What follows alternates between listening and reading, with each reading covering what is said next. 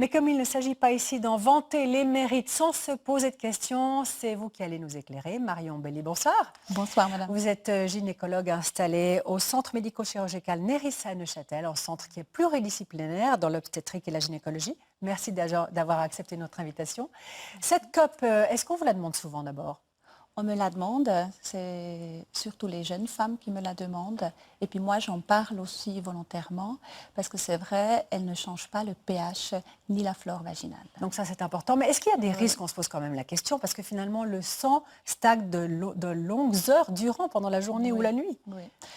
Il n'y a pas plus de risque qu'avec un tampon, par exemple. On sait que le tiers de ce qu'absorbe un tampon, c'est des sécrétions vaginales.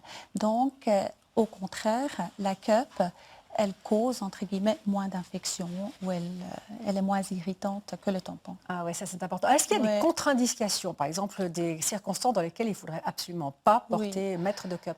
Oui, alors la contre-indication la plus importante, c'est pendant le postpartum, donc pendant les saignements après un accouchement.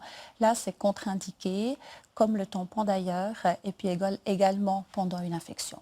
Pendant une infection, évidemment, voilà. Alors, parlons quand même des nécessités hygiéniques. Ici, il faut se désinfecter les mains, peut-être à chaque fois qu'on la réinsère. On a vu comment on le fait.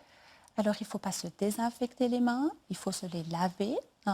Et puis, la cup, il faut la stériliser avant le premier usage et entre les règles. D'accord. Alors, on a vu qu'il y a des femmes qui sont absolument convaincues que c'est génial, mais quand on va sur Internet, on voit qu'il y a des forums sur lesquels certaines femmes disent que ce n'est pas si simple. Il y a quand même besoin d'adaptation ou il y a certaines femmes pour lesquelles ça n'irait pas du tout?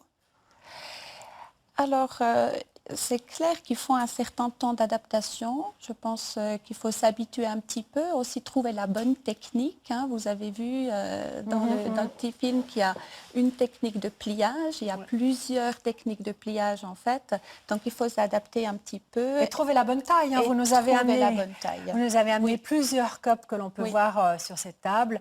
Il y a des petites tailles, des moyennes tailles et des grandes tailles avec des formes différentes. Donc, je crois qu'en fait, il faut choisir ce qui convient à son anatomie propre, c'est ça? Exactement. Et puis, on choisit la cup pas en fonction du flux menstruel, mais en fonction de son anatomie.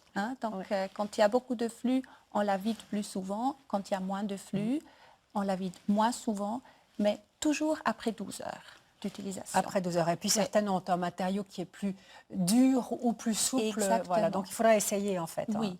Donc, chez quelqu'un qui a un périnée sensible, on va utiliser une cup qui est plus souple. Chez quelqu'un qui fait beaucoup de sport, par exemple, une cup un peu plus dure. D'accord. Au rayon des serviettes hygiéniques, on a vu dans le test que certaines contiennent du parfum. Est-ce que vous avez pu observer des réactions type allergie ou irritation? Effectivement, je vois beaucoup d'irritation et je pense qu'il faut éviter les serviettes avec du parfum, avec du plastique et puis si on peut, entre les règles, ne pas en utiliser. D'accord, c'est assez clair. Dans les tampons, on a vu aussi le laboratoire a décelé une perte en fibres, en tout cas pour l'un d'eux, qui est le Tampax régulier. Là aussi, quelles conséquences est-ce que vous avez pu observer? Ça présente un risque, ces pertes en fibres? Légère. Alors, comme on a vu, c'est très peu étudié. Mais ce que j'observe, moi, à la consultation, c'est qu'il y a quand même beaucoup d'irritation, brûlures, démangeaisons, infections à répétition.